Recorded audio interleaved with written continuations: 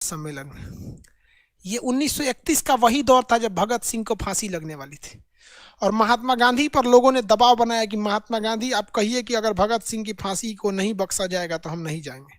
महात्मा गांधी ने शर्त में लिख के दे दिया कि आप जितने भी कैदी हैं उन सारे कैदियों को आप रिहा करेंगे। इरविन ने भी मान लिया कि हम जितने भी राजनीतिक कैदी हैं सबको छोड़ देंगे।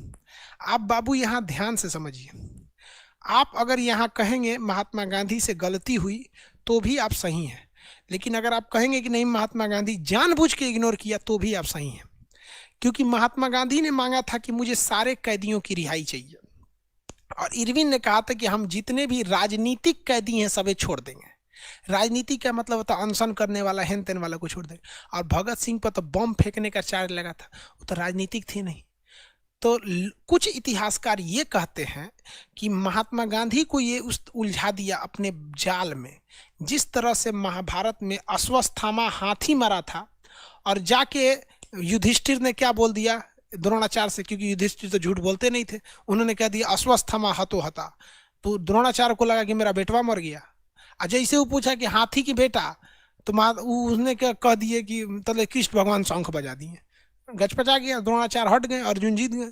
यही कांड कर दिया था इरविनवा। इरविन ने क्या किया कि उसने कह दिया राजनीतिक कैदियों को छोड़ देंगे और ये कह के महात्मा गांधी को भेज दिया।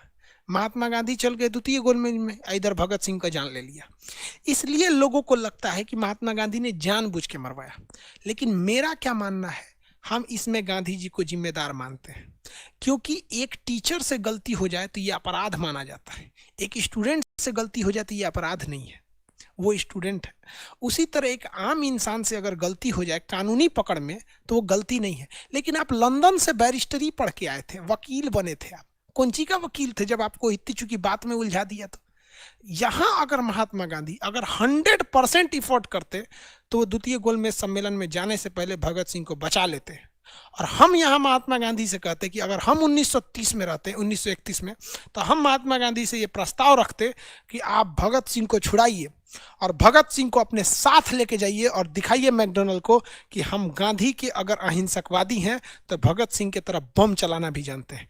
ये भारत माँ ने हमारे यहाँ एक से एक वीर को भी जन्म दिया है और ये साधु संतों की भी भूमि है यहाँ पर। लेकिन यहाँ महात्मा गांधी से ब्लंडर हुआ था और मेरे अंदर एक खराबी है, जो सही है वो सही है, भले मेरा दुश्मन भी है तो क्या हुआ, हम उनसे बोलेंगे कि सही है, और अगर गलत है तो हमारा बाबूजी भी हैं तो हम बोलेंगे गलत है।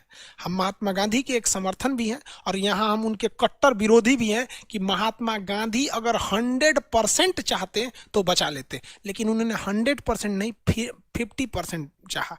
आपको क्या जरूरत था आपको जाने के लिए द्वितीय गोलमेज? मतलब देखो, आपको जब आंदोलन चलाना था तो आप पूरी तरह अस्वस्थ हो गए, पहले गोलमेज में नहीं गए, लेकिन जब भगत सिंह को बजाना था आप लपलपा के चले गए। आप ये भी तो रख देते कि जितने कैदी जब तक रिहा नहीं होंगे तब तक नहीं जाएंगे हम। और वहां जाने के बाद फायदा क्या हुआ? वहां मैकडोनल्ड ने कह दिया कि जिस तरह से मुसलमानों के लिए एक अलग एरिया दे रखे हैं जहां वो केवल मुसलमान चुनाव लड़ते हैं, उसी तरह दलितों के लिए अलग एरिया देंगे। तो महात्मा गांधी ने कहा कि बकलोल बनता है, तुमने जो मुसलमानों को अलग एरिया दिया है ना, एक दिन वो देश बन जाएगा। और वाकई में अलग देश पाकिस्तान बन गया कि नहीं हो गया?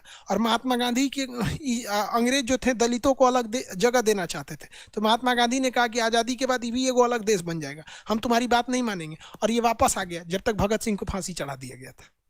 तो ऐसा नहीं था कि वो लंदन में गए थे तो चमचागिरी करके आए थे, वो देश को बचा के ही आए थे, लेकिन भगत सिंह को मरता छोड़ दिया था।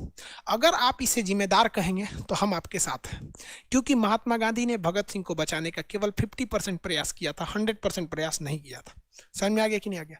इसलिए अगर आपको लगता है कि हम अंधा होकर किसी का सपोर्ट करते हैं तो आप गलत हो।